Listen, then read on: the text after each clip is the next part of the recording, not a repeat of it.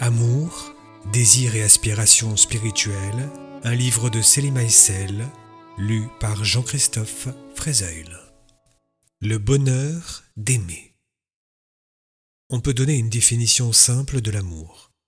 C'est le désir ou la volonté que l'autre soit heureux. Tout le reste n'est pas l'amour. Libère-toi, essaie de te réaliser. L'amour viendra et avec l'amour des choses, la motivation. La clé de tout, c'est aimer.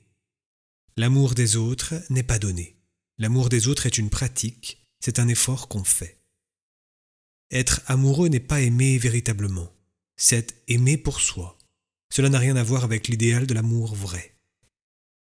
L'amour véritable est un chemin qui consiste à apprendre à aimer tout de l'autre, son physique, ses qualités comme ses défauts, les qualités de son esprit.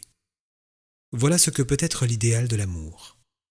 Accepter l'autre au sens le plus large. L'amour est d'abord un état intérieur et ensuite, il peut s'adresser à une situation ou à une personne, mais cela n'a rien à voir avec l'état amoureux. Chez l'être humain, l'amour n'est pas parfait immédiatement. Il est lié à des goûts et des couleurs, donc il se manifeste d'abord à travers le tempérament, les traits, les néatypes, etc. Et il entre en résonance de cette façon avec les autres. Il est marqué du respect. Si au fond on a le désir que l'autre soit heureux, ce désir est précédé du respect total de l'autre tel qu'il est, pense, agit et ressent. Il prend l'autre exactement à l'endroit où il est, et il ne veut rien pour lui-même. Dès que l'amour veut quelque chose pour lui-même, on n'a plus affaire à l'amour. C'est la peur ou l'avidité ou un désir quelconque qui a pris le dessus. L'amour n'impose jamais rien à quelqu'un. Si tu ne l'acceptes pas dans ce qu'il est, tu veux tuer une partie de ce qu'il est et y mettre quelque chose de toi à la place. Ceci n'a rien à voir avec l'amour. Quand tu veux que l'autre pense comme toi, fasse quelque chose pour toi, ce sont les traits négatifs du caractère de la peur, de l'avidité, de l'égocentrisme qui se manifestent, pas l'amour. L'amour existe au fond de chacun et on peut le contacter. Après, il faut rester extrêmement attentif pour ne pas voir se pervertir le désir qu'on a du bien-être ou du bonheur de l'autre. Il faut observer son avidité, sa jalousie, sa peur, ses exigences, et voir comment tous ces traits veulent prendre la place de l'amour. On ne peut être heureux que si on rend les autres heureux, que si on participe à la réalisation des autres. On ne peut évoluer que si on fait évoluer les autres. Quand dans un couple, deux personnes arrivent à comprendre ce que signifie l'amour conscient ou cette manière non égoïste d'aimer, leur relation peut prendre une dimension tout à fait différente, bien plus grande et merveilleuse que dans leurs rêves les plus romantiques. Et il est vrai aussi qu'alors, le couple s'ouvre à l'extérieur et aux autres, et la vie devient tellement plus riche, tellement plus belle. Chapitre 1er. Le seul amour véritable, l'amour conscient. Il y a 7 types d'amour, mais nous ne parlerons pour l'instant que de 3 d'entre eux. L'amour conscient, l'amour émotionnel et l'amour physique. Ces qualificatifs expriment l'origine de l'amour, dans la conscience, dans le centre émotionnel et dans les centres physiques. L'amour véritable ou l'amour conscient ou objectif est ce sentiment qui fait qu'on est prêt à tout pour le bien de l'autre, sans attendre aucun gain, aucune faveur en retour. Mais, de façon paradoxale, le fait d'être dans cet état appelle la même chose en retour. L'amour conscient provoque l'amour conscient en retour. Toutes les autres formes d'amour ont des conséquences tout à fait différentes. La première caractéristique de l'amour conscient est qu'il ne peut jamais être demandé. Il doit être donné et, deuxième caractéristique voisine de la première, il ne peut jamais être gardé pour soi-même. Il est toujours partagé avec tous ceux qu'on rencontre. Ce type d'amour est celui qui désire avant tout que l'autre arrive à sa propre réalisation ou à sa propre perfection. Il est le seul auquel on devrait attribuer le nom d'amour. Et nécessairement, vivre cet amour, c'est aller soi-même vers sa propre perfection, sa propre évolution et sa propre réalisation. L'amour dit physique qu'on peut aussi appeler l'amour instinctif, est lié au fonctionnement chimique de l'organisme, à la biochimie corporelle, rien de plus. Cet amour entraîne de façon tout à fait automatique l'attirance physique ou l'aversion, l'attrait ou la répulsion. Les scientifiques auraient récemment découvert une molécule capable justement de provoquer l'éveil sexuel, donc l'attrait physique. Peut-être dans quelque temps, nous fabriqueront-ils une molécule qui nous rendra attractifs tout le temps pour tout ce qui se passe. Je ne suis pas sûr que ce soit un bien. Ce type d'amour est à la base des relations amoureuses, des mariages, de la création des familles. Il dure le temps que les molécules qui étaient la cause de l'attraction disparaissent. Et comme le corps humain change constamment, il arrive un moment où il ne fabrique plus les mêmes types de molécules, et l'attirance physique s'arrête. Il est évident qu'il s'agit là de la forme la plus primitive de l'amour, mais il est tout aussi évident qu'elle est nécessaire puisqu'elle permet la succession des générations. On peut dire que la nature l'a implanté dans l'être humain pour que la biosphère dont il fait partie puisse continuer à exister. L'amour émotionnel trouve sa source dans le centre émotionnel, celui dont Gurdjieff dit qu'il est maladif, comme par exemple la folie qui nous gagne parfois. Les maîtres de sagesse partagent tous son opinion parce qu'ils savent que son fonctionnement est basé sur certaines formes de pathologie, liées par exemple aux traits de caractère. Le principe de l'amour émotionnel est qu'on veut être aimé. Or, si c'est là un besoin tout à fait naturel chez l'enfant, une nourriture qui lui permet de croître harmonieusement, et le rôle des parents est de subvenir à ce besoin, ce n'est plus le cas chez l'adulte. Ceux qui sont atteints de l'amour émotionnel, et c'est la grande majorité des êtres humains, croient aimer alors qu'en réalité ils ne veulent qu'être aimés. Globalement, cela signifie que dans l'amour émotionnel, l'adulte cherche à compenser un manque lié au passé, manque d'amour lié généralement à l'un ou l'autre des parents. De façon consciente ou inconsciente, l'adulte recherche un succès d'années de père, de mère, de frère ou de sœur. D'où la coloration particulière des relations amoureuses liées à l'amour émotionnel, ou bien la recherche d'amours impossibles, de par la différence extrême entre les partenaires. Si on s'accroche avec tant de force, de désespoir à ces sortes d'amour, c'est qu'à la base existe un trait dominant du caractère, souvent l'avidité ou l'orgueil, mais ce peut être aussi n'importe lequel des autres traits. Cet amour est nécessairement lié à la loi du pendule. Il y avait l'amour au départ et généralement on aboutit à la haine, un peu ou beaucoup de haine. L'amour émotionnel est toujours infantile ou pathologique, tout simplement parce qu'il ne pense qu'à lui. Il dit aimer l'autre, mais en réalité il n'aime l'autre que pour soi. Il veut l'autre pour soi, et cela s'arrête là. Dans l'amour physique existe encore une chance qu'il y ait partage. On donne et on reçoit. Dans l'amour émotionnel, on veut l'autre pour soi. C'est pourquoi il n'y a plus que lui qui compte et on est malheureux si on ne l'obtient pas. Une fixation qui est évidemment toujours maladive, mais tous les êtres humains ou presque passent par là. Sur le chemin, lorsqu'on se trouve dans ce type de situation, c'est l'occasion d'un travail. Travail de compréhension de ce qu'il en est réellement de la situation, reconnaissance de l'endroit de notre faiblesse et effort pour la dépasser. Les maîtres de sagesse, à travers leur enseignement, parlent beaucoup d'amour, bien qu'on ait reproché à Gurdjieff l'absence du mot « amour » dans son enseignement. Le type d'amour dont parlent les maîtres de sagesse est l'amour conscient ou objectif. Parfois, il vaut mieux vivre à partir de l'amour objectif que d'en parler, et c'était là certainement la situation de Gurdjieff. Comme toute autre forme d'amour, l'amour objectif conduit nécessairement à une création. Et dans le cas de l'amour conscient, il s'agit de la création du cœur. L'amour conscient participe à la création de l'essence de ceux à qui il s'adresse.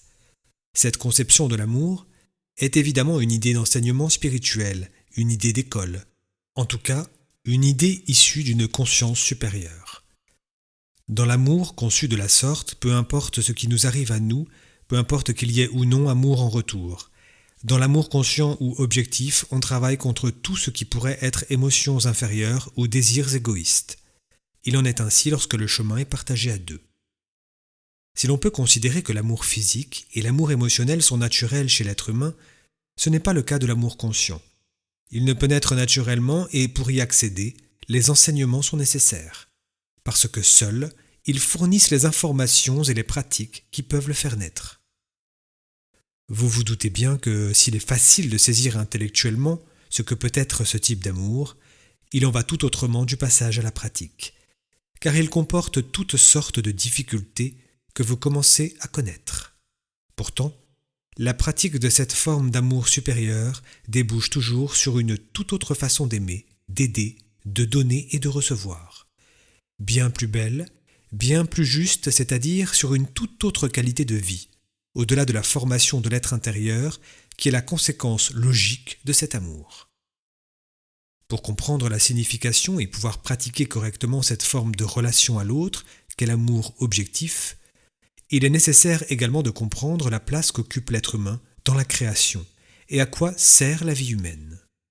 On ne peut pas arriver à une forme d'amour objectif sans une intelligence et une compréhension qui va bien au-delà de soi, de ce moi égoïste qui, habituellement dans l'amour physique comme dans l'amour émotionnel, veut les choses pour lui, toujours pour lui. Dans l'amour objectif, il y a cette nécessité d'englober ce moi dans l'évolution de l'autre, des autres, et dans l'évolution du monde. On apprend à aimer de façon non égoïste. Parce qu'égoïste, toutes les autres façons habituelles d'aimer sont la cause de la perversion des amours humaines. Amour entre hommes et femmes, entre parents et enfants, parfois même entre frères, sœurs, amis. Vous en avez tous plus ou moins fait l'expérience. Tous sont pervertis par l'égoïsme, avec pour conséquence qu'ils aboutissent souvent à l'opposé. Si vous êtes assez éveillé ou assez honnête pour regarder votre passé, vous savez qu'il en est ainsi. L'amour conscient est la forme d'amour la plus difficile à réaliser, parce qu'il faut le vouloir et que l'être humain a peu de volonté. Il est donc lié à un travail, à une volonté et à un choix conscient. On décide un jour de ce travail. Il n'existe pas au départ, mais on peut décider d'essayer de le pratiquer, soit vis-à-vis des personnes avec qui on vit, soit avec d'autres, et il ne peut être réalisé que dans le cadre d'un travail sur le chemin, parce qu'il nécessite le travail sur soi et aussi, ce qui rend la chose encore plus difficile, la connaissance réelle de ce qui peut aider l'autre à évoluer. Sinon, on est dans la situation de l'ours qui avait un grand amour pour son maître, et qui, voulant chasser une mouche du crâne de celui-ci, prit une grosse pierre et écrasa la mouche, et la tête du maître en même temps. Il ne savait pas. Pour pouvoir pratiquer cet amour particulier, des connaissances sont nécessaires, aussi bien par rapport à soi-même que par rapport à l'autre. Et surtout, 3 qualités sont nécessaires: l'humilité, la tolérance et le service. Sans cultiver ces 3 qualités, rien n'est possible de ce point de vue-là. Nécessaire également la pratique de la véritable considération extérieure. Nous avons une telle tendance à pervertir le sens des mots que nous sommes obligés de rajouter constamment « véritable » ou « vrai ». Par exemple, le véritable amour, comme s'il pouvait en exister un autre. Cet amour n'est donc possible que dans le cadre d'un travail où on essaie de comprendre les choses et où on met ensuite en pratique. Mais on peut commencer tout de suite. C'est là l'avantage d'un chemin. Le premier pas est tout de suite possible. Dans un premier temps, puisque vous n'avez pas la connaissance suffisante pour savoir le véritable bien de l'autre, la tolérance sera d'accepter qu'il puisse se tromper, de le laisser libre même de se tromper. Sinon, on se trouve dans la situation du pharisien qui dit à l'autre « Moi je cultive l'amour conscient à ton égard, à condition que tu fasses ce que je te dis, à condition que tu fasses ce qui est bien. » Arrêtez l'amour conscient dès que l'autre ne correspond plus à ce qu'on attend de lui, vous comprenez à quel point c'est impossible. Cela signifie qu'au départ, déjà, il doit y avoir le respect absolu de la liberté de l'autre. Pour vous en donner une idée, et vous montrer que l'amour conscient est possible tout de suite malgré tout, sinon vous allez imaginer que c'est un truc pour dans 20 ou 30 ans, ou pour initier.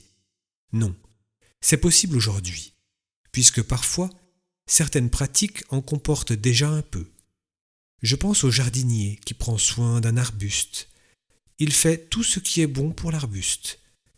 Pensez aussi à l'amour qu'on peut avoir pour un animal. Votre chat, par exemple. Vous faites tout pour qu'il soit bien.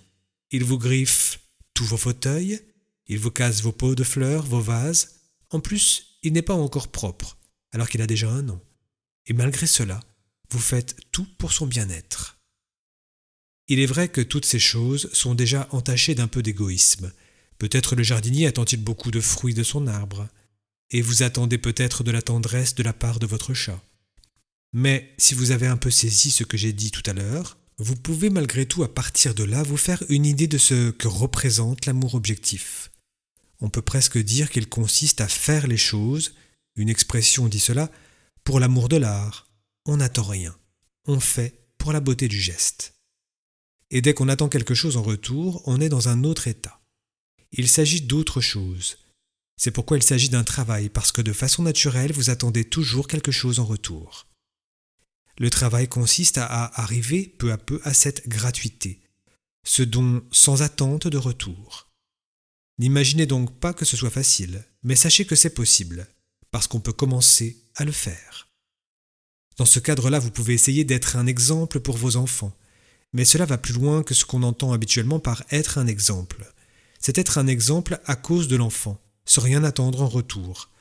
Alors nécessairement, on devient meilleur soi-même.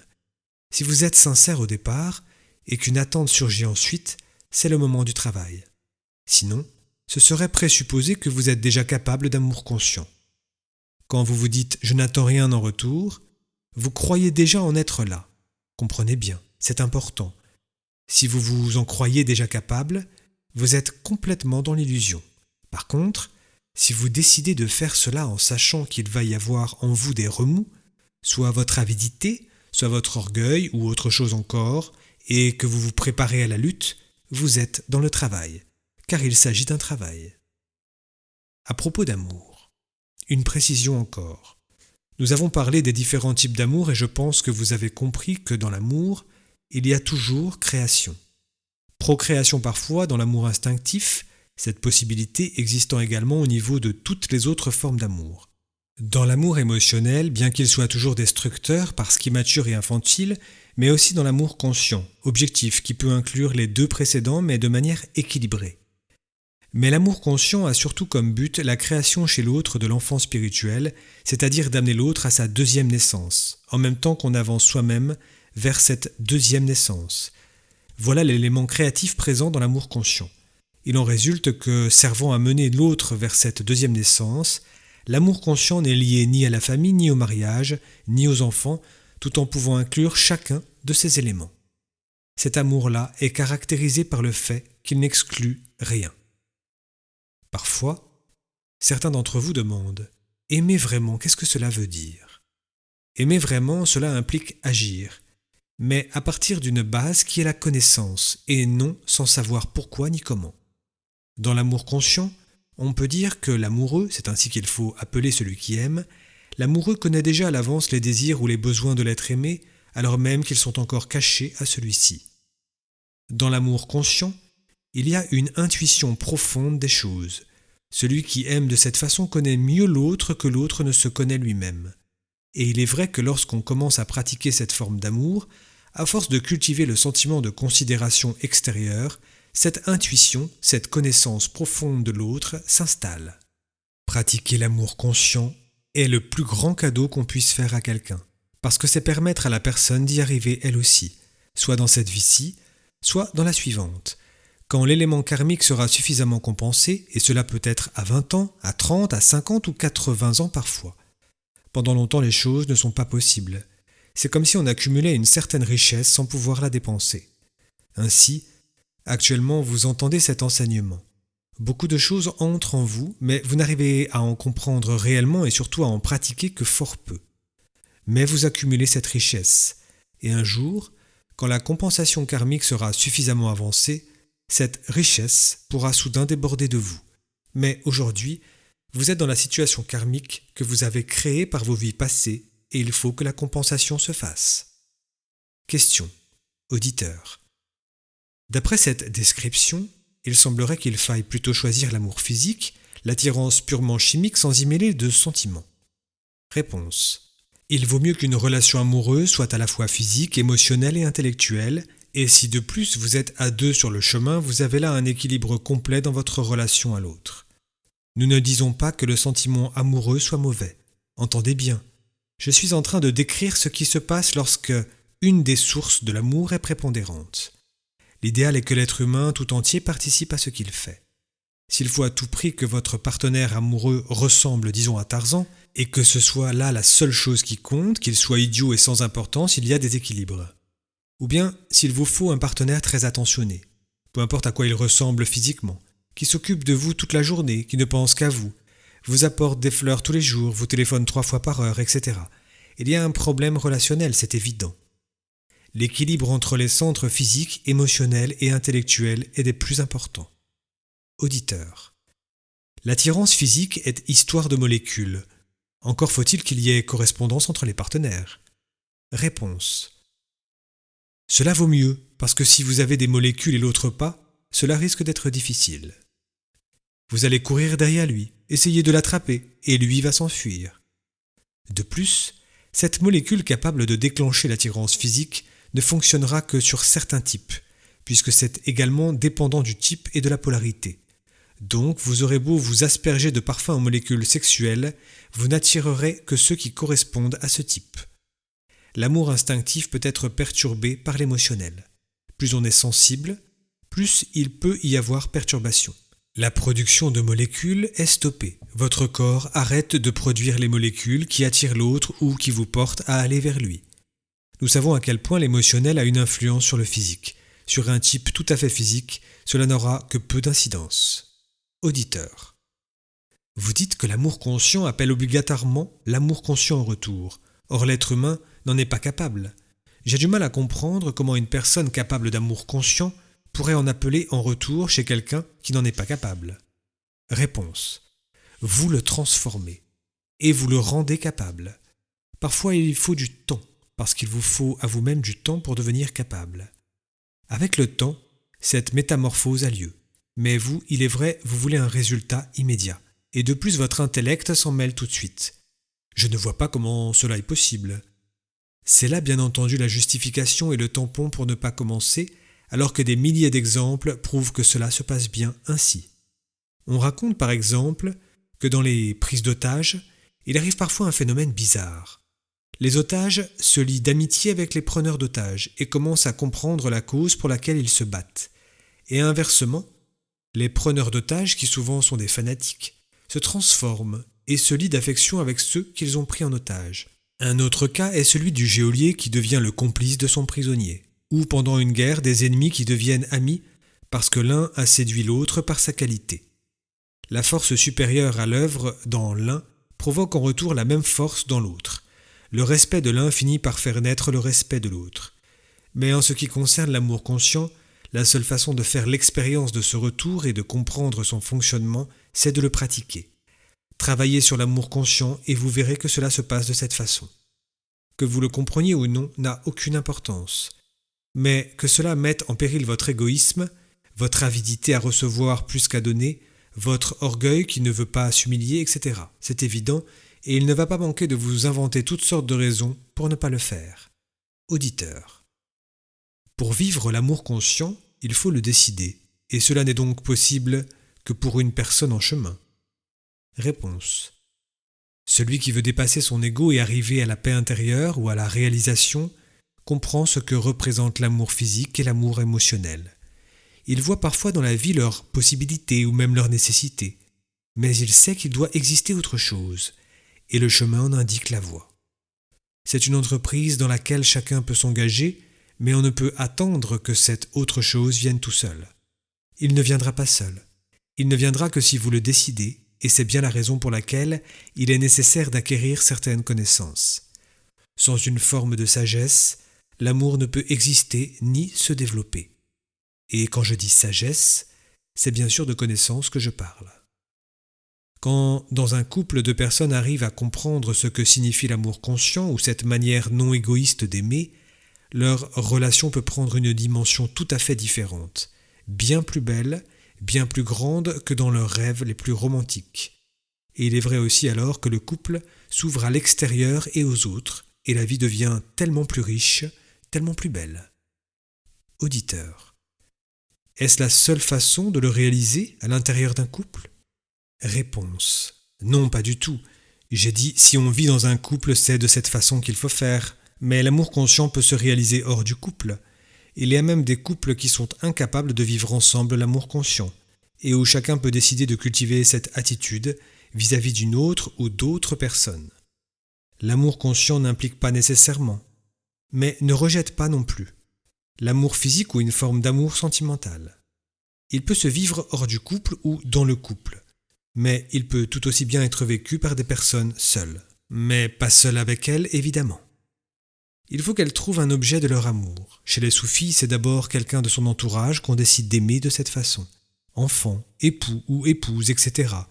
Puis on fixe cet amour objectif sur le chèque, et ensuite sur une figure déjà plus imaginaire, mais qui a été réelle et qui l'est peut-être encore dans un autre maître, le créateur de la confrérie. Si on est musulman, on le fixe ensuite sur le prophète, et enfin sur Dieu, parce qu'on sait qu'on ne peut approcher Dieu que pas à pas, et à travers sa création et ses créatures. Donc, quelle que soit la situation sociale ou familiale dans laquelle on se trouve, il est possible de travailler sur l'amour conscient. Il s'agit bien d'un travail, parce qu'il y faut d'abord la volonté, ou plutôt la décision de le pratiquer. Et celle-ci ne peut naître que d'une information suffisante et de la compréhension suffisante de ce que signifie et implique cette décision. Ensuite, il faut la volonté de le faire, c'est-à-dire qu'il faut une pratique. Sans pratique, on en restera à la compréhension intellectuelle, on n'arrivera jamais à l'amour conscient. Avec la connaissance, qui est sagesse, et la pratique, le sentiment se développe peu à peu. La pratique de l'amour conscient sans intelligence et sans sagesse, c'est l'ours dont je parlais tout à l'heure. La connaissance, sans la pratique, est le fait de ceux qui planent, qui pensent vivre quelque chose, alors qu'en réalité ils ne vivent rien. Ils vivent pour eux de façon tout à fait égoïste, rien de plus. Auditeur. Ce que j'en retire, c'est que pour se réaliser soi-même, on a toujours besoin des autres, et qu'il faut toujours chercher à les rendre heureux. Réponse. Oui. Il s'agit de comprendre ce qu'est l'amour conscient, qu'il permet de réaliser autre chose, qu'on ne peut être heureux que si on rend les autres heureux, que si on participe à la réalisation des autres. On ne peut évoluer que si on fait évoluer les autres. Ce qui veut dire de façon tout à fait simple, et c'est là certainement l'un des principes les plus importants de l'enseignement, qu'on ne peut être heureux ou se réaliser qu'à travers l'amour conscient, et en principe corollaire du précédent, que pour être heureux ou se réaliser, l'amour conscient est une obligation qui vient de l'intérieur évidemment. Et pour pratiquer l'amour conscient, on dispose d'assez de gens autour de soi, enfants, conjoints, amis, les autres élèves de l'école, les parents, etc. Auditeur. Tout ce qu'on peut faire, c'est toujours en fonction de soi, par rapport à soi. Ce n'est jamais désintéressé. Comment peut-on être tordu à ce point ? Réponse. Ce n'est pas si tordu que cela en réalité, c'est comme ça. Simplement, on vous a raconté des histoires depuis votre naissance en vous faisant croire le contraire. On vous a menti depuis le premier jour, jusqu'au moment où vous avez commencé à comprendre. Mais c'est comme ça. Et il ne servirait à rien maintenant de se sentir coupable, puisqu'à cela aussi vous avez été conditionné, ni de se juger et de juger les autres, alors qu'en réalité c'est ainsi.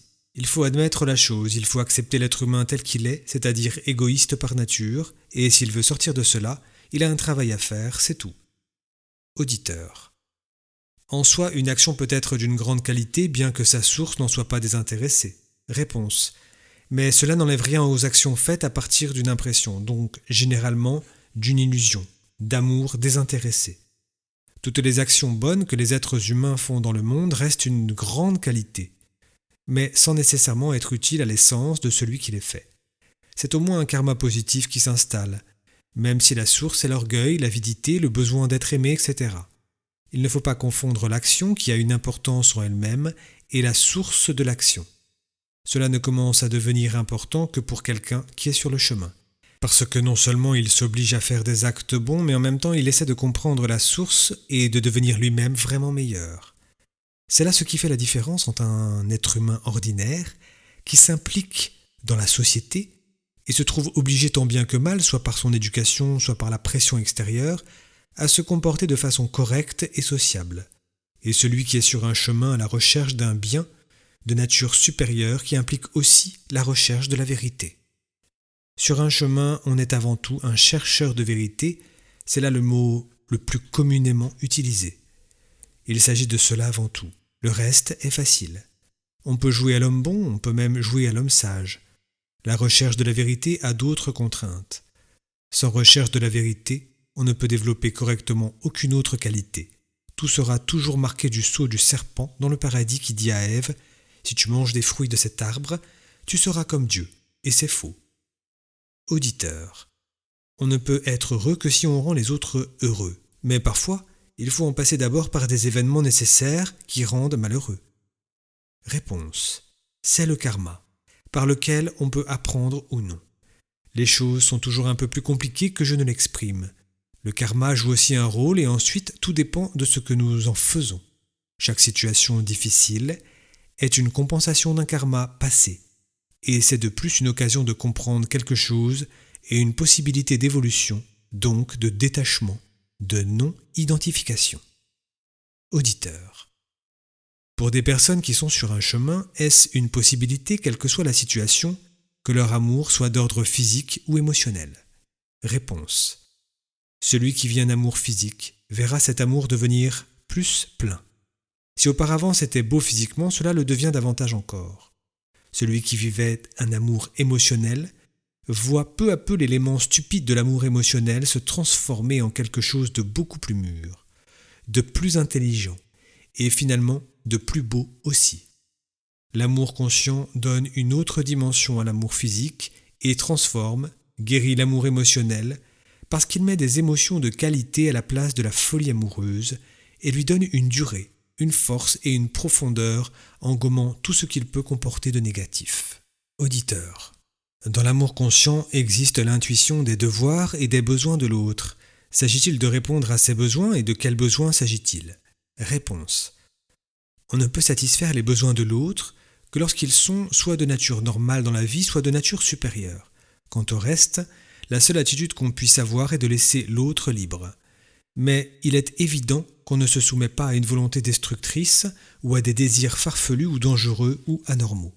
C'est une question de bon sens. L'amour conscient n'est pas le sacrifice inutile. Il est le sacrifice utile pour l'autre. Si vous vivez avec quelqu'un qui se drogue et dont le désir est de prendre des drogues, vous n'allez pas lui en acheter, mais vous allez tout faire et endurer beaucoup de choses pour l'aider à s'en sortir. Voilà en quoi consiste l'amour conscient. C'est un amour adulte qui demande du bon sens, de l'intelligence, de la sagesse. Sinon, on fait n'importe quoi, avec pour effet que l'autre se dégrade de plus en plus, ou bien devient de plus en plus égoïste, et qu'on finit par ne plus avoir la force de l'aider, avec le risque même d'être entraîné avec lui. L'amour conscient est nécessairement orienté vers le haut. Il exige qu'on prenne beaucoup sur soi, c'est évident. Il y a là toute une part d'effort volontaire, mais il ne peut jamais conduire à des situations négatives. Auditeur. L'amour conscient implique la volonté de changer l'autre. Réponse. La volonté de l'amener à une seconde naissance. L'amour conscient consiste à laisser l'autre libre, et je pense que c'est là le point le plus important, en cultivant soi-même la tolérance et l'aide malgré tout. Et je suis persuadé que lorsque cela est réellement compris et pratiqué de cette façon, l'autre finit par changer, à cause du principe que l'amour conscient appelle l'amour conscient en retour. Auditeur. Le problème n'est-il pas le désir que l'autre change comme on le voudrait? Réponse. Si, bien sûr, c'est là le problème généralement. Mais voyez, nous pourrions parler longtemps encore de l'amour conscient. Or, pour en parler correctement, il faut avoir commencé à le pratiquer dans sa vie. On peut alors parler plus en détail. Sinon, tout cela va devenir très intellectuel et ne nous avancera à rien. Il vous faut maintenant, pour ceux qui le désirent, étudier tout ce que nous avons dit à ce sujet et y réfléchir par vous-même, et dans vos groupes pour bien le saisir et bien le mettre en œuvre, tout en sachant que cette mise en œuvre ne peut être absolue, qu'il s'agit simplement de commencer à mettre les choses peu à peu en pratique. Vous allez vous rendre compte alors que cela peut devenir en vous un état d'esprit, que tout ce que vous en faites par ailleurs sur le chemin contribue à faire naître. Si vous voulez que l'autre devienne comme vous le souhaitez, il n'y a plus là rien de gratuit. Vous introduisez un élément de perversion. Michel est venu me voir, il m'a dit « Vous savez, il faut à tout prix que je fasse écouter à Bénédicte votre cours sur l'amour conscient. » Eh bien non, ce n'est pas de cela qu'il s'agit. Ce qu'il faut faire à tout prix, et en tout premier lieu, c'est pratiquer de cette façon. Et un jour Bénédicte ou une autre lui dira « J'ai aimé quelque chose en toi quand je t'ai connu. Maintenant je t'aime encore plus pour autre chose. » D'instinctif ou d'émotionnel, l'amour sera alors devenu de l'amour conscient, Et cette autre chose, c'est la qualité d'être que vous aurez acquis par votre travail sur vous et la pratique de l'amour conscient. C'est évidemment un idéal, mais réalisable, à portée de main, quelque chose qu'on peut commencer à faire. Auditeur. Cet élément de perversion peut se trouver présent dans le simple sourire. J'ai observé que lorsque je souris aux autres, en réalité c'est souvent pour me faire accepter, ou même pour séduire. C'est donc tout à fait égoïste. Réponse. Oui, c'est cela. Et maintenant continuez à le faire, en sachant que c'est un peu pour cela, et en vous disant en même temps que vous le faites pour l'autre, même si dans votre sourire il y a encore le besoin d'être reconnu, d'être accepté, etc. Il ne s'agit pas de le faire comme certains d'entre vous qui font de bonnes choses, et qui lorsque soudain ils se rendent compte qu'ils les font surtout pour eux-mêmes, arrêtent de les faire. C'est un piège à éviter. Il faut continuer à faire tout ce que vous faites de bien, et de plus démasquer tout ce que cela comporte d'hypocrisie, de mensonge. Non seulement alors vous continuez à faire quelque chose de bien, mais en plus vous devenez conscient. Et cette conscience transforme votre état, vous transforme. Il ne s'agit pas du sourire mécanique évidemment, mais du sourire avec le regard, celui qui regarde l'autre vraiment dans les yeux, et qui est le début du nettoyage de toute l'hypocrisie et de tout mensonge. Parce que lorsque vous souriez à quelqu'un et que vous le regardez vraiment dans les yeux. Auditeur, il faut être clean. Réponse, oui, il faut être clean. En tout cas, on commence à l'être un peu plus. Et cela peut vous faire du bien et faire du bien à l'autre, même si parfois au début, on peut ressentir cela comme déplaisant. Parce que justement, on est en train d'enlever un voile. D'où notre hésitation à saluer certaines personnes, mais en travaillant cela, on peut devenir droit et clean. Auditeur. La connaissance est limitée, en est-il de même de l'amour conscient? Réponse. En principe, l'amour conscient n'a pas de limite. Rappelez-vous la stance numéro 98, que dit-elle? Ô fille de la terre, je veux t'enseigner que l'amour de l'éternité n'a pas de limite. Elle est la source de toute grâce, et sa compassion englobe toutes les créatures. Il te suffit de lever les yeux vers le ciel pour recevoir le don d'immortalité. L'amour conscient est cet amour de l'éternité qui n'a pas de limite et la stance nous dit « il te suffit de lever les yeux vers le ciel », c'est-à-dire avoir en vue le bien de l'autre, le meilleur, le supérieur pour lui. À ce moment-là, non seulement tu lui donnes tout ce qu'il t'est possible de lui donner, que tu sois au début du chemin ou très avancé, peu importe, tu donnes à ta mesure.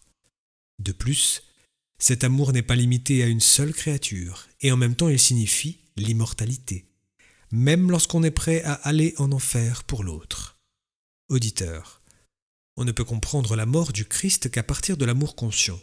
Souvent, j'entends les gens dire qu'ils peuvent accepter beaucoup de choses dans l'Évangile, mais que cette mort sur la croix leur paraît stupide.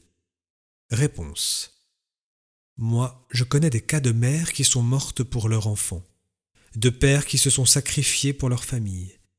Et j'arrive assez facilement à comprendre qu'une individualité comme Jésus-Christ puisse se sacrifier pour toute sa famille, c'est-à-dire pour tous ceux dont il a dit qu'ils étaient ses frères, les êtres humains.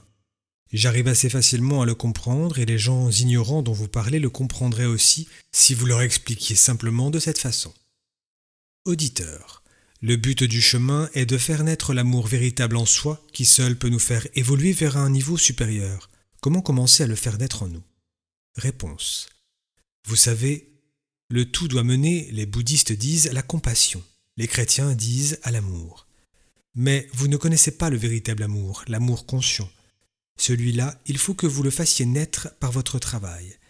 Et il passe dans un premier temps par un travail de considération extérieure vis-à-vis des autres, par le fait de supporter leurs manifestations désagréables parfois, et par la volonté de servir. Servir est un des maîtres mots. Le service est le travail qui doit mener à l'amour. Les religions ou les grands courants spirituels ont chacun une définition un peu différente de l'amour. Pour ceux qui suivent la voie de l'hindouisme, l'amour est toujours une forme de service, service du disciple ou service du maître et de l'enseignement. Pour le chrétien, l'amour est sacrifice, c'est mourir pour l'autre, c'est la mort de Jésus-Christ sur la croix pour sauver les hommes. Pour le judaïsme, c'est l'amour de Dieu plus que tout. Pour les soufis de l'islam, c'est l'amour inconditionnel du tchèque et de Dieu. Chaque fois, on trouve cette dimension de l'amour des autres. Et l'amour des autres n'est pas donné. L'amour des autres est une pratique. C'est un effort qu'on fait. Dans notre société, on confond généralement amour et sexualité. On ne connaît plus ni l'amour des hindous, ni celui des vrais chrétiens ou des juifs ou des soufis. Quant à l'amour de Dieu, on en parle pour ainsi dire plus, ou si peu, on en parle surtout de l'amour de soi. Lorsqu'on commence à comprendre ce que signifie un chemin, on comprend aussi que la meilleure façon de réaliser même son égoïsme, c'est-à-dire l'amour de soi, c'est le service. Parce que le service a cette tendance très forte à métamorphoser l'amour de soi et à conduire peu à peu à un amour objectif dans lequel l'autre et moi ne sommes plus différents. Je racontais récemment à quelqu'un cette petite histoire soufie où on voit un élève revenir auprès de son maître bien-aimé et frapper à sa porte. Le maître de l'intérieur demande « Qui est là ?» Le disciple, tout heureux, répond « C'est moi ». Le maître de l'intérieur dit « Je ne suis pas là, va-t'en ». Le disciple s'en va et revient le lendemain. Il frappe encore à la porte. Le maître demande « Qui est là ?» « C'est moi », dit le disciple. « Va-t'en », répond à nouveau le maître. Le troisième jour, le disciple revient et frappe à la porte un peu plus fort. Et la même scène se déroule encore.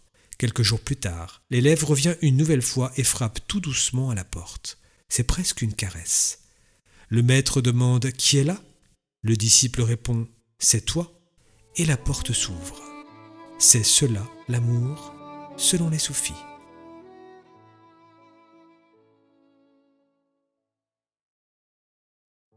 Chapitre 2. 3 étapes de la dynamique des couples et du chemin. Du point de vue spirituel, il est un phénomène extrêmement important qui est aussi l'expression de l'amour entre deux personnes. Chacun accepte, à partir de cette connaissance, d'être volontairement celui qui reçoit des choses négatives de l'autre, qui les prend en lui. Il fait quelque chose de bon, de bien et de juste pour l'autre. D'un point de vue spirituel, il y a cet aspect-là. Vous commencez non seulement à vivre un karma à côté de l'autre, mais vous commencez à prendre réellement sur vous un peu du karma de l'autre. Voyez-vous la différence ? Normalement, quand les gens parlent de karma, ils pensent « le karma nous amène auprès de quelqu'un et nous allons vivre ensemble, c'est notre karma ». Mais il y a plus à faire que cela, et il se fait plus que cela. Dans l'union sexuelle, par exemple, vous prenez sur vous un peu du karma de l'autre. Vous entrez dans une dynamique de bodhisattva. Arrivez-vous à comprendre ? Ceci est très important. Malheureusement, pendant longtemps, et c'est la raison pour laquelle les couples ne tiennent pas, les égos sont très forts. Dans la dynamique des couples, comme dans la dynamique du chemin spirituel, on passe par 3 étapes. La première, c'est l'enthousiasme. L'enthousiasme pour le chemin, pour s'élever, se réaliser, s'éveiller, se libérer. En amour, c'est pareil. Tomber amoureux ou aimer, c'est l'enthousiasme. Savez-vous la signification du mot enthousiasme ? Cela vient de « en » qui signifie « dedans » et « théos » qui signifie « Dieu ». Enthousiasme veut dire « en Dieu », dans le divin. Dans l'enthousiasme, Dieu ou les formes divines sont présentes dès le début. Dans l'amour, c'est le petit ange qui tire sa flèche. L'élément spirituel est là, l'enthousiasme est là dans l'amour comme au début du chemin. Parce que quelque chose de spirituel en soi résonne à Dieu ou le divin. La deuxième étape, c'est la difficulté d'accepter l'ego de l'autre. D'accepter l'autre tel qu'il est, tout simplement, et aussi de dépasser son propre ego. C'est ainsi en amour et sur le chemin également. C'est à la fois accepter l'ego que je suis encore, avec tous mes défauts, toutes mes limitations, les accepter pour les dépasser, et pour l'autre, c'est pareil. À la troisième étape, on connaît souvent la déception. Souvent on dit « je t'ai aimé mais tu me déçois ». Comprenez-vous que c'est la folie totale ? L'autre déçoit ce que l'on attendait soi-même pour soi. L'autre n'a rien à voir dans cette histoire. On voulait juste l'utiliser pour soi. C'est une des raisons de déception dans les relations humaines. Au niveau du deuxième aspect, à l'étape des difficultés, que ce soit à deux, dans un couple ou seul sur un chemin spirituel, on est face aux difficultés. Il y a ceux qui surmontent les difficultés et pour cela, en amour, ils sont obligés de mettre l'ego en arrière et considérer l'amour comme le plus important. Sur le chemin, on est obligé de considérer qu'il faut mettre l'ego en arrière et laisser plus d'espace au chemin lui-même, à la force du chemin et à ce qui est de nature supérieure. Et puis il y a les autres, ceux qui face à ces difficultés disent « Non, je préfère mon ego et je change d'amour. Je te laisse tomber car ça ne va plus avec toi. Je vais chercher ailleurs. » Ceci est la démarche de l'ego. Sur le chemin, lorsque les gens sont face aux difficultés, ils trouvent que c'est trop difficile. En fait, leur ego n'y trouve pas son compte. Comme ils ne veulent pas réellement nourrir leur essence ou leur esprit, que font-ils ? Soit ils vont chercher un autre chemin, soit ils l'abandonnent et retournent simplement à leur ego. Et puis il y a les autres, ceux qui avancent en amour et ceux qui avancent sur le chemin. Cela avance vers la libération, vers la réalisation. Ils grandissent. En amour, c'est pareil. Si l'ego prend moins de place que l'amour, ou si l'amour prend plus de place que l'ego, le couple grandit. Auditeur. Lorsqu'on fait l'amour et que les essences se mélangent, quels sont les aspects positifs ? Réponse. On se situe à la deuxième étape. D'abord, ce sont les voiles des essences qui se mélangent. Cela signifie que les traits négatifs du caractère se manifestent et c'est ce que l'on prend en soi. C'est à ce moment-là qu'il faut de l'amour, de la patience et de la persévérance. Quand on a pris en soi toutes les difficultés, qu'on a vu l'illusion de ces difficultés, qu'on a vu que c'est futile, superficiel, soudain tout ce mélange des essences, on commence à entrer en contact avec ce qui est authentique dans l'autre, avec son essence, avec les forces de son âme. Et là, on commence à prendre en soi ce qui est plus grand, et ce qui vient de l'autre est une véritable nourriture pour notre essence. Mais pour que cela ait lieu dans la relation à deux, il faut du temps. Il faut ce travail sur l'ego et sur l'amour, et voir cette opposition qui existe entre les deux. Certaines personnes viennent me voir et me rappellent qu'à une époque je conseillais de faire des groupes de travail avec des couples. Cela me semblait être une bonne idée. Un jour j'ai regardé ces couples et je me suis rendu compte qu'ils n'étaient pas des couples. Ce n'est pas parce que deux personnes vivent ensemble ou parce qu'elles sont mariées qu'elles forment un couple dans le sens spirituel du mot. Un couple, ce sont deux personnes qui ont décidé de faire un chemin ensemble et qui ont donc au moins la sincérité ensemble. Ils sont authentiques l'un avec l'autre. Cette authenticité, cette sincérité est possible, pas comme un rêve, mais une vie à deux où chacun accepte l'autre tel qu'il est, dans ses difficultés et dans les forces qu'il apporte. J'en ai vu deux par exemple, dont l'un et l'autre sont dans une démarche très sincère. Mais au moment où je les regardais, soudain, je me suis senti attiré en arrière. Je me suis retourné et j'ai vu la fille que l'autre draguait à ce moment. Comment voulez-vous que ces deux fassent un travail dans un groupe où ils se disent être un couple ? C'est un trio. Il faut donc faire des groupes de trio. Mais peu importe. Je n'ai pas de jugement moral sur ces choses. Ce dont je parle, c'est comme deux êtres qui ont décidé de former un couple, que ce soit pour toujours ou pour un temps, soit dans une démarche qui est sincère, authentique. Récemment, plusieurs personnes ont reparlé de faire des groupes de couples et l'une d'entre elles, pendant qu'elle me parlait, je voyais bien qu'elle était sincère dans sa démarche. Mais en même temps, je connais son partenaire et lui, je le sais, est actuellement tout à fait ailleurs. Comment voulez-vous que ces deux-là soient dans un groupe de couple ? Ou même fassent un travail spirituel ensemble ? Ils ne peuvent pas.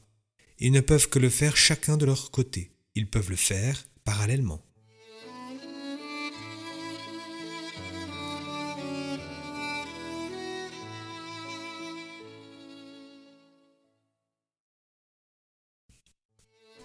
Chapitre 3.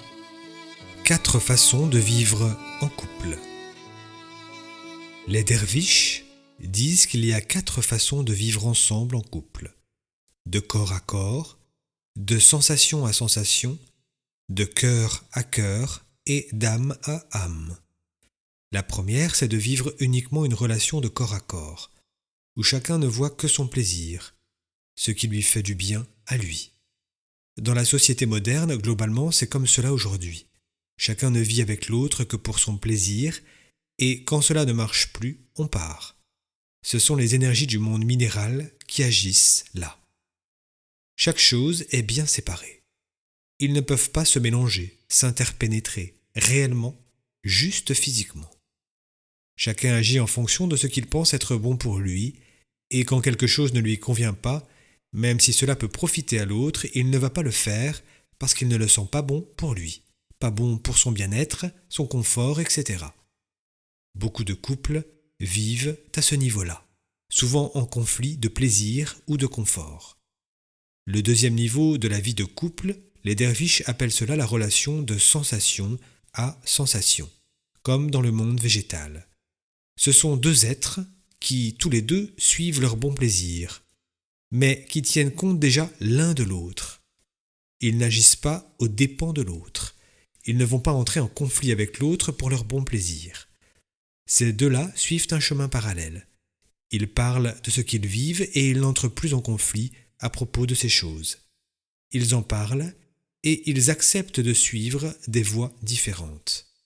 Les derviches disent que c'est une évolution parallèle. Ce n'est plus la dispute qui domine, c'est la discussion ou le dialogue, mais chacun suit quand même son chemin. Le troisième niveau de la vie de couple, les derviches l'appellent la relation de cœur à cœur. Là, chacun des membres du couple commence à veiller au bien spirituel de l'autre. L'un ne fera jamais rien qui empêche l'autre d'évoluer spirituellement. Au contraire, il veillera à sa propre évolution et en même temps, il tiendra compte toujours de l'évolution spirituelle de l'autre et ne lui imposera jamais rien qui aille à l'encontre de cette évolution. Le quatrième niveau de la relation à deux, c'est la relation d'âme à âme. Les derviches disent qu'en réalité, on ne peut plus dire la relation d'âme à âme, mais une relation dans l'âme. Cela signifie qu'ils sont entrés dans une même âme, et tous les deux avancent non plus en parallèle, mais ensemble. Ils avancent réellement dans la même direction. Leur pratique spirituelle est partagée, et non seulement leur pratique, mais toute leur vie n'est plus que chemin. Quoi qu'ils fassent d'ordinaire, ils le font à partir de leur chemin intérieur. Même s'ils sont séparés parce que l'un travaille au loin par exemple, en réalité, ils sont ensemble. Comprenez-vous la différence ? Ce sont 4 possibilités pour les gens qui vivent en couple. Le premier niveau, c'est évidemment lorsque l'un est en chemin et l'autre pas. Souvent ce sont aussi 2 personnes en chemin, mais elles sont à un niveau tellement bas qu'elles n'ont pas encore compris la nécessité d'élever leur relation. Pour soi-même, il faut regarder à quel endroit on se situe, car selon le niveau où tu te situes, tu vas recevoir plus, même de l'acte sexuel. Tu vas recevoir plus ou pas d'énergie selon qui tu es et comment tu te situes avec l'autre du point de vue du chemin intérieur. Encore une chose. Un monsieur m'a écrit « Cela fait 10 ou 15 ans que je suis un chemin spirituel. En moi, les forces spirituelles commencent à s'éveiller. Donc, si j'entre en relation avec d'autres partenaires sexuels, elles vont profiter de mon évolution. » Beaucoup de maîtres spirituels pensent la même chose, mais ils ne font évoluer que les jeunes et jolies filles, car avec les autres ça ne marche pas. Celles qui sont un peu plus vieilles ou un peu moins à la mode actuelle ne peuvent pas profiter de l'action super régénératrice de leur essence. Tout cela, ce sont des stupidités. Si quelqu'un, un homme ou une femme, s'approche de vous en vous racontant une histoire de ce type, fuyez, sauf si évidemment pour vous cela reste une histoire physique. Vous faites ce que vous voulez, mais ne croyez pas à ces histoires spirituelles. Cela ne fonctionne pas comme ils le disent. Comment profiter des bienfaits de l'essence ? La démarche doit être sincère et il faut que les choses restent à leur niveau. On ne peut pas mélanger les niveaux. Si quelqu'un a des besoins sexuels, qu'il soit peu évolué ou très évolué, un besoin sexuel est un besoin sexuel. Et on ne peut pas inventer une histoire autour de ça. Il faut toujours rester dans une démarche authentique. Hier, je répondais à Amio à propos du tantrisme. Le tantrisme est l'utilisation de certaines énergies sexuelles. Mais il est évident que les êtres humains, selon leur nature et leurs obsessions sexuelles, ont complètement dévoyé la majorité des techniques tantriques. Pour cette raison, si quelqu'un vient vers vous avec la proposition de pratiquer des techniques tantriques pour évoluer, mon conseil, si vous voulez une relation simplement physique ou un peu amoureuse, faites-le. Mais ne croyez pas à l'histoire spirituelle de cette démarche. Auditeur, comment cela se passe-t-il quand dans un couple l'un suit un chemin et l'autre pas ? Réponse. Une chose très simple mais importante. Dans un couple et de façon habituelle, il est très rare qu'il n'y en ait pas un des deux qui soit dominant. Quand celui qui est dominant est fort spirituellement, il va aider l'autre à évoluer. Quand celui qui est dominant est faible spirituellement, il va être entraîné par l'autre vers le non spirituel. Voilà comment cela se passe. Mais être dominant, soit fort, soit faible, vous ne pouvez pas le décider. Dans une relation, vous pouvez chercher à vous situer par rapport à cela. Dans votre couple, êtes-vous celui qui semble être dominant? Même si vous cherchez l'égalité, en réalité l'un ou l'autre est toujours dominant. Si vous êtes le dominant, êtes-vous faible ou fort spirituellement? Fort, vous arriverez à emmener l'autre. Faible, c'est vous qui allez glisser vers lui. Voilà la réalité. Auditeur. En termes de résidus énergétiques lors des rapports sexuels, il y a l'aspect psychologique. Quelquefois les femmes peuvent refuser. Non, je ne veux pas de ton merdier car je suis trop rempli du mien. Les femmes, dans ce qu'elles sont, dans leur sensibilité, peuvent sentir que ce n'est pas juste pour elles, ni à sa place à ce moment-là. Réponse. La question est de savoir si elles sont plus évoluées que les hommes. Je pense que l'homme a plus de force que la femme, mais la femme a plus de pouvoir que l'homme. La femme a surtout ce pouvoir de donner une place à l'homme. L'homme, lui, a la force. Il peut essayer avec la violence de prendre une place. Mais si la femme ne veut pas, cela ne donnera rien. Au niveau sexuel, si la femme ne veut pas, l'homme peut la violer mais cela ne donnera rien. Elle reste fermée, elle va être blessée. Dans la relation entre un homme et une femme, c'est la même chose au niveau psychologique et au niveau spirituel. Il faut que l'homme existe en tant qu'homme et la femme peut lui donner une place. Mais il y a un côté un peu pervers dans tout ça. Voyez-vous, beaucoup de femmes sont généreuses. « Je te donne une place », c'est ce qu'elles disent. Et maintenant je vais te dire comment il faut que tu sois dans cette place. Ça, c'est la perversion. À partir du moment où une femme a donné la place, il faut qu'elle laisse l'homme être ce qu'il est à cette place. Si en plus elle veut lui dire comment être à cette place, elle prend la place de la mère qui éduque l'enfant et tout devient faux. Les relations sont tordues.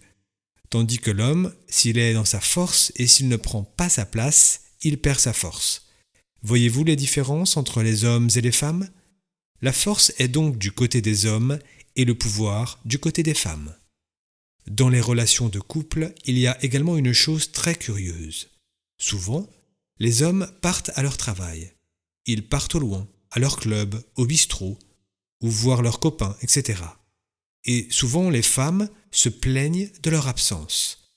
Je pense qu'il y a quelque chose qui ne va pas dans la relation. Soit l'homme n'arrive pas à être dans sa force avec cette femme, soit cette femme lui a bien fait une place, mais elle lui dit trop comment être dans cette place, et cet homme ne peut pas. Donc que fait-il? Il va chercher une place ailleurs. Voilà une des raisons des problèmes dans les couples. Parce que la femme a le pouvoir. Il y a des gens qui disent « Vous accusez souvent les mères, les femmes, de tous les maux. » Non, elles ont le pouvoir. Comprenez-vous la différence? Celui qui a le pouvoir est celui qui est responsable, car il a plus de pouvoir de ce côté-là.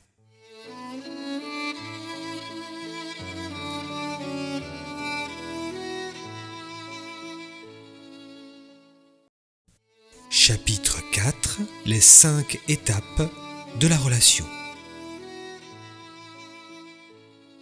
Dans le monde de la relation à l'autre, il y a un certain nombre de principes qui se répètent constamment, que l'on peut déjà voir à l'avance dès que deux entrent en contact. Elles sont obligatoires et se déroulent toujours comme suit. L'attraction. Pour qu'une relation se fasse, il faut toujours que les deux soient attirés l'un vers l'autre, peu importe pour quelle raison. Deuxième étape, la lutte pour le pouvoir. On veut imposer sa vision à l'autre et toujours avec violence. La moindre chose peut devenir cause d'affrontement. La majorité des gens restent bloqués à ce niveau conflictuel, visible ou caché, ou bien se séparent, en se disant que cette relation n'est pas possible parce qu'ils ne savent pas que cette lutte pour le pouvoir est un passage obligé. Troisième étape, la coopération. Chacun est nourri et trouve sa propre dynamique de croissance. Il n'y a plus de lutte. Les tensions sont minimes et très rapidement réglées. Il ne reste aucune trace d'agressivité. Chacun se trouve mieux dans la relation que s'il était seul. Quatrième étape, la synergie. Étape rarement atteinte. 1 plus 1 n'est pas égal à 2, mais à 3, 4, 10, 100 ou 1000. Aucun des partenaires ne cherche plus à tirer de la relation un bénéfice personnel et quelque chose de beaucoup plus grand est présent. L'individualité non conflictuelle de chacun est déjà très forte et elle est encore renforcée du fait du lien. Cinquième étape, l'achèvement. Étape que la plupart des gens n'aiment pas beaucoup, car elle peut être une séparation ou même la mort, que ce soit de la relation ou de l'un des partenaires. Mais elle peut être un accomplissement. Les deux s'éloignent une fois que quelque chose de grand a été accompli. Chacun poursuit alors son chemin, ou bien le lien se poursuit à un niveau supérieur et on entre dans une méta-relation. Sa nature se transforme, et elle est alors encore plus grande que tout ce qu'elle a été auparavant. Lorsque les relations sont menées avec la connaissance de ces quelques principes, on peut accéder à cette méta-relation, qu'elle soit dans le domaine amical, conjugal ou professionnel. Et dans un groupe de travail, ces mêmes étapes existent.